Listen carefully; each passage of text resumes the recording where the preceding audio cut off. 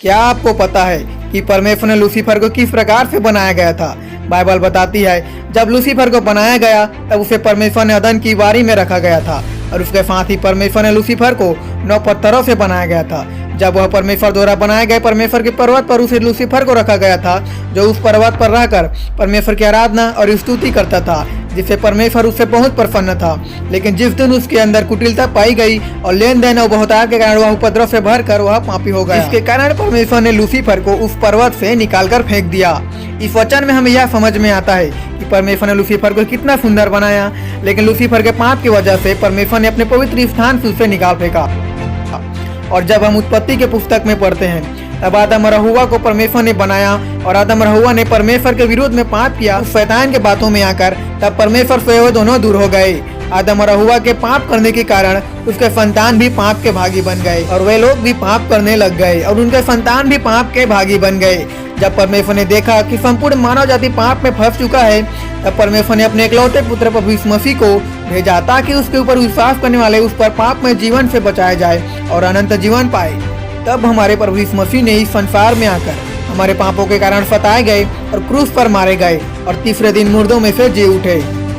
और जी उठने के बाद हमारे प्रभु यीशु मसीह ने यह वायदा किया कि वह हमें लेने आएंगे और उसने हमारे लिए सहायक के रूप में पवित्र आत्मा को भेजा। जब पवित्र आत्मा हमारे सहायक के रूप में आया तब 9 वरदान और 9 फलों को भी लेकर आया। लेकिन क्या आपको पता है कि यह 9 वरदान और 9 फल आखिर क्यों आए?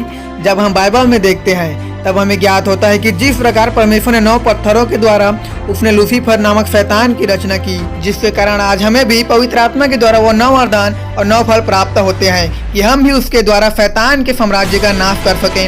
इसके लिए जो वरदान है वह बाहरी रूप से इस्तेमाल होता है और जो फल है वह आंतरिक रूप से इस्तेमाल होता है। अगर आपके अंदर पवित्र आत्मा है तो वरदान भी उतना ही जरूरी है जितना फल, और आप उन फलों के द्वारा अपने जीवन में विजेता हो सकते हो और वरदानों के द्वारा दूसरों के और अपने जीवन में भी विजेता हो सकते हो। अगर आप भी परमेश्वर के उन वरदानों को और फलों को अपने जीवन में महत्व देते हो तब आप भी विजेता बन सकते हो। इसलिए यह दोनों ही बहुत ही जरूरी है। लेकिन ये सभी 9 ही क्यों होते हैं? ये 9 इसलिए हैं कि जिसकी रचना किया गया था और 9 अधिकार से उसे भरा गया था। ठीक उसी तरह से परमेश्वर कहता है कि तुम उस शैतान पर इस 9 वरदानों और 9 फलों के द्वारा विजेता हो सकते हो। तो आज हमें परमेश्वर के उन 9 वरदानों और 9 फलों को अपने जीवन में महत्व देना है और परमेश्वर के वचन में हमें बने रहना है। परमेश्वर आपको आशीष दे। आमीन।